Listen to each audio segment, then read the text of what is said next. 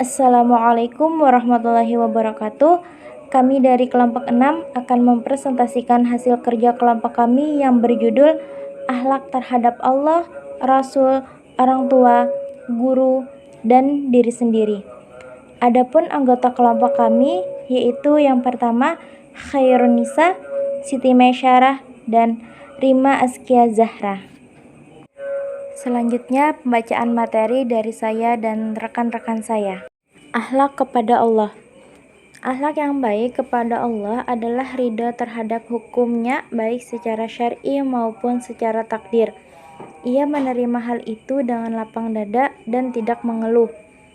Jika Allah mentakdirkan sesuatu kepada seorang muslim yang tidak disukai oleh muslim itu, dia merasa ridho, menerima dan bersabar.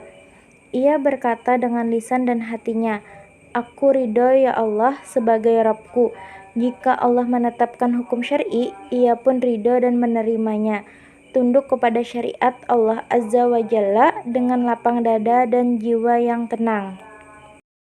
Ada 4 alasan mengapa manusia perlu berakhlak kepada Allah Subhanahu wa Ta'ala. Yang pertama, karena Allah Subhanahu wa Ta'ala lah yang menciptakan manusia. Yang kedua, karena Allah Subhanahu wa Ta'ala lah yang telah memperlengkapkan panca indera berupa pendengaran, penglihatan, akal pikir, dan hati, serta anggota badan yang kokoh dan sempurna kepada manusia. Yang ketiga, karena Allah Subhanahu wa Ta'ala lah yang menyediakan berbagai bahan dan sarana yang diperlukan bagi keberlangsungan hidup manusia. Yang keempat, Allah Subhanahu wa Ta'ala lah yang memuliakan manusia dengan diberikannya kemampuan daratan dan lautan. Beberapa bentuk akhlak terhadap Allah Subhanahu wa Ta'ala diantaranya mentaati segala perintahnya, beribadah kepada Allah, berzikir kepada Allah, berdoa kepada Allah, bertawakal kepada Allah, tawadu kepada Allah, serta ridha terhadap ketentuan Allah Subhanahu wa Ta'ala. Akhlak kepada Rasulullah SAW, mencintai Rasulullah adalah wajib dan termasuk bagian dari iman. Semua orang Islam mengimani bahwa Rasulullah adalah hamba Allah dan utusannya. Makna mengimani ajaran Rasulullah SAW adalah menjalankan ajarannya dan mentaati perintahnya. Bentuk akhlak terhadap Rasulullah SAW diantaranya: 1. Menghidupkan sunnah, 2. Taat, 3. Selalu bersolawat kepadanya, yang keempat mencintai keluarga Nabi SAW. Ada 3 perkara yang timbangannya tidak lebih berat daripada selembar sayap, yaitu yang pertama sholat yang tidak disertai dengan tunduk dan khusyuk, yang kedua zikir dengan tidak sadar. Allah Subhanahu wa Ta'ala tidak akan menerima amal orang yang hatinya tidak sadar. Ketiga, membaca sholawat untuk Nabi Muhammad SAW tidak disertai dengan niat dan rasa hormat. Adapun akhlak kepada kedua orang tua, kata akhlak berasal dari bahasa Arab, jamak dari khulukun yang menurut bahasa berarti budi pekerti, perangai, tingkah laku, dan tabiat. Tabiat atau watak dilahirkan karena hasil perbuatan yang diulang-ulang sehingga menjadi biasa. Adapun definisi akhlak menurut istilah ialah kehendak jiwa manusia yang menimbulkan perbuatan dengan mudah karena kebiasaan tanpa memerlukan pertimbangan pemikiran terlebih dahulu. Adapun hak-hak yang wajib dilaksanakan semasa orang tua masih hidup adalah: 1. Mereka selama tidak mendurkai Allah. 2. Berbicara dengan baik, merendahkan dan mendoakan. Maksudnya kita tuh harus menjaga tutur kata kita, harus berbicara yang sopan, yang baik terhadap kedua orang tua kita. Merendah, kita tuh tidak boleh melunjak, tidak boleh melunjak, tidak boleh membantah apa kata beliau, dan mendoakan supaya beliau tuh tetap sehat, panjang umur gitu. Ketiga, meminta izin dan restu kedua orang tua. Kita sebagai anak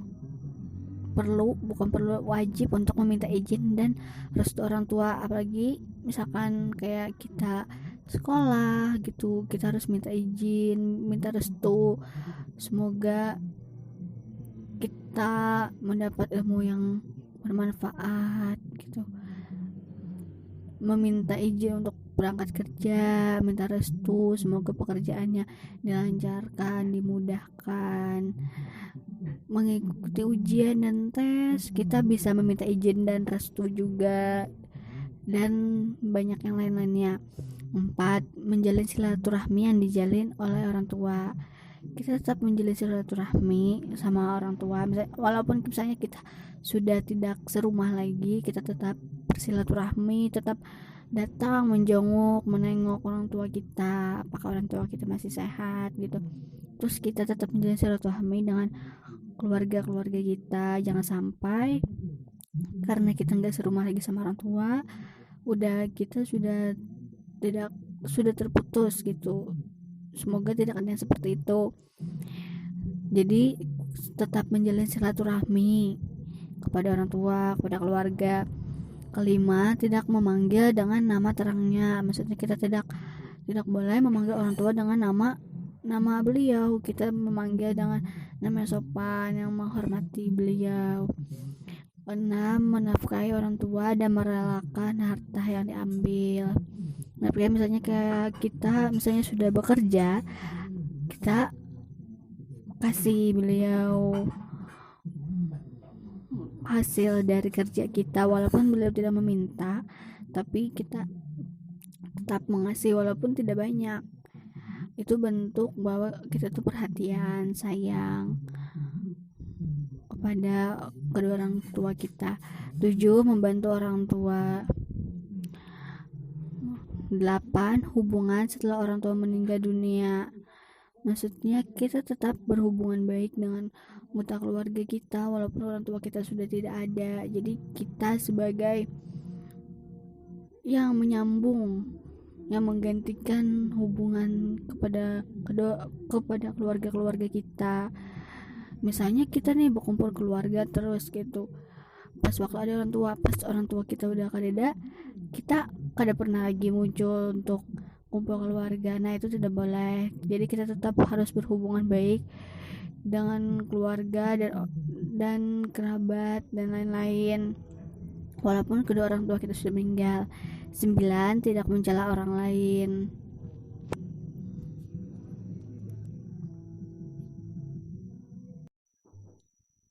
Pengertian akhlak terhadap guru. Guru adalah salah satu orang tua kedua kita yang mendidik kita, murid-muridnya, untuk menjadi lebih baik sebagaimana yang diridhoi Allah Subhanahu wa taala. Allah Azza wa Jalla, sebagaimana wajib hukumnya mematuhi kedua orang tua, maka wajib pula kita mematuhi perintah para guru selama perintah tersebut tidak bertentangan syariat agama. Jadi guru itu sebagai orang tua kedua kita yang mendidik kita selain orang tua, selain ayah dan ibu. Adapun di antara akhlak kepada guru yaitu 1. Kita memuliakan guru kita, tidak menghina atau mencaci maki guru. 2. Datang ke tempat belajar dengan ikhlas, dengan niat yang tulus dan penuh dengan semangat. 3. Datang ke tempat belajar dengan penampilan yang rapi, yang sopan. 4. Dia memperhatikan ketika guru sedang menjelaskan. Jadi ketika guru menjelaskan mata pelajaran, kita tuh diam, dengarkan apa yang beliau jelaskan. Jangan kita itu berbicara ketika beliau sedang menjelaskan. Nanti kalaunya kita berbicara saat beliau menjelaskan, yang ada kita tidak mendapat berkah, tidak bisa menyerap pelajaran yang dijelaskan oleh beliau. Yang kelima, bertanya kepada guru bila ada sesuatu yang belum dimengerti dengan cara baik. Jadi misalkan kita ada yang tidak paham dengan pelajaran itu, dengan penjelasan dari guru kita tadi, kita tanyakan secara baik, dengan ada yang rendah, yang sopan. Tidak dengan kita misalnya kita bertanya dengan marah-marah, itu tidak boleh. Misalnya kita kadang mengerti, lalu aja kita nih sambil menyenyari kayak tuh misalnya betakunnya, tuh kada boleh.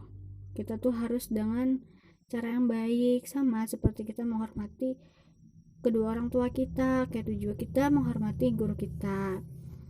Yang keenam, dan menghindari pertanyaan-pertanyaan yang tidak faedahnya, sekedar mengolok-ngolok atau yang dilatar belakangi oleh niat yang buruk. Jadi kita tuh bertanya yang seperlunya, yang kita tidak mengerti atau yang kita tidak mengerti, tidak paham. Tidak boleh kita bertanya yang tidak ada faedahnya, tidak ada manfaatnya, atau bisa jadinya ujung-ujungnya menjelekkan guru kita. Nah, itu kada boleh. Misalnya ibunya tuh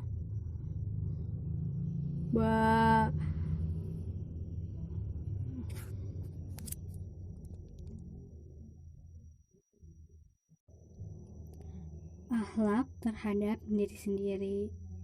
Jadi menurut etimologi, kata akhlak itu berasal dari bahasa Arab. Khalaqa, bentuk jamak dari mufradat khuluq, yang berarti budi pekerti. Sedangkan menurut terminologi, kata budi pekerti itu yaitu budi adalah yang ada pada manusia, berhubungan dengan kesadaran yang didorong oleh pemikiran ratio. Sedangkan budi itu disebut juga sebagai karakter. Pekerti adalah apa yang terlihat pada manusia karena didorong oleh perasaan hati yang disebut behavior. Jadi budi pekerti adalah perpaduan dari hasil rasio dan rasa yang bermanifestasi pada karsa dan tingkah laku manusia.